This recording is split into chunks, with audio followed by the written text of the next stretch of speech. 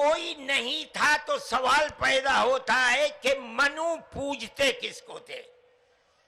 کوئی کہتا ہے کہ شیو کو پوجتے تھے، لیکن ان کے پاس علم نہیں ہے۔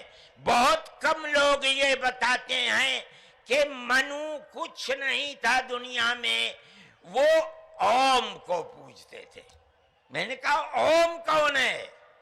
بہت سے لوگوں نے کہا کہ وہ ایک ہوا ہے جن کا کوئی روپ نہیں ہے، کوئی رنگ نہیں ہے، وہ دنیا میں ہر جگہ ہیں، ہوا ہر جگہ ہے۔ انہوں نے آسمان بنایا، انہوں نے زمین۔ میں نے کہا کہ ارے بابا، انہی کو تو ہم اللہ کہتے ہیں، انہی کو تو تم ایشور کہتے ہو، اسی کو تو ہم اللہ کہتے ہیں۔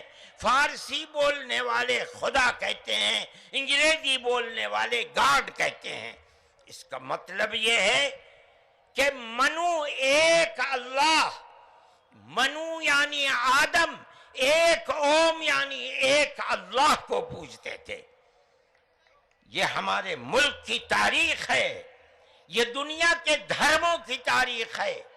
کوئی ثابت نہیں کر سکتا کہ اوم یعنی آدم، اللہ کو چھوڑ کر جس اللہ نے اپنے ہمارے عقیدے کے مطابق ان کے پتلے کو، پہلے دھرتی کو پیدا کیا، دھرتی میں مٹی پیدا کی، اور جتنے رنگ اور جتنی طرح کی مٹی تھی، سب مٹی میں سے تھوڑا تھوڑا لے کر اللہ نے یعنی اوم نے اپنے ہاتھ سے آدم یعنی منو کے پتلے کو بنایا۔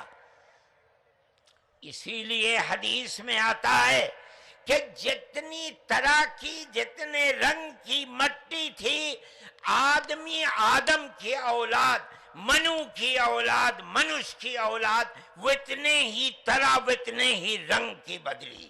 کوئی مٹی سخت ہے، آدمی کے دل کے اندر سختی ہے، کوئی مٹی نرم ہے۔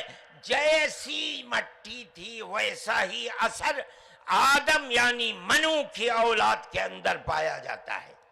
یہ ہمارے اس دھرم کی خصوصیت ہے۔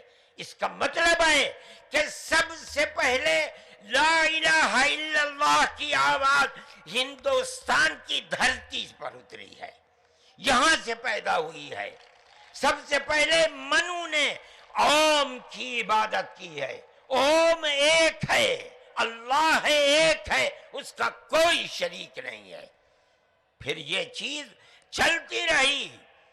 یہ آدم اور اوم کا یہی عقیدہ تھا، ان سے غلطی ہو گئی۔ ہمارا قرآن کہتا ہے وہ پریشان تھے کہ میں اپنے اللہ سے یعنی اوم سے، منو سے جو غلطی ہوئی ہے، اپنے اوم اور اپنے اللہ سے معاف کیسے کراؤں؟ کنتو اس کے بعد جو مدنی صاحب کا وکتویہ ہوا، ہم کوئی اس سے سہمت نہیں ہیں، اور میں آپ سے نویدن کرنا چاہتا ہوں، ہمیں کیول جوڑنے کی بات اگر کرنی ہے، پیار محبت کی کیجئے۔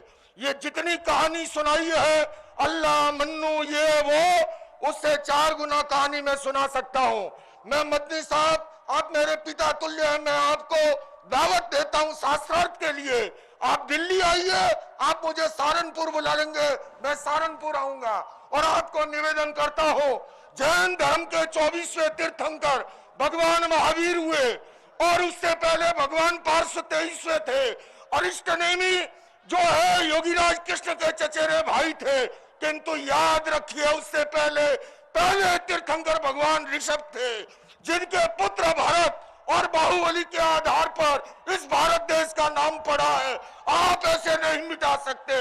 آپ نے جو بات کہی ہے میں سہمت نہیں ہوں، اور میرے سارے سارو دھرم کے سنت کوئی اس سے سہمت نہیں ہے۔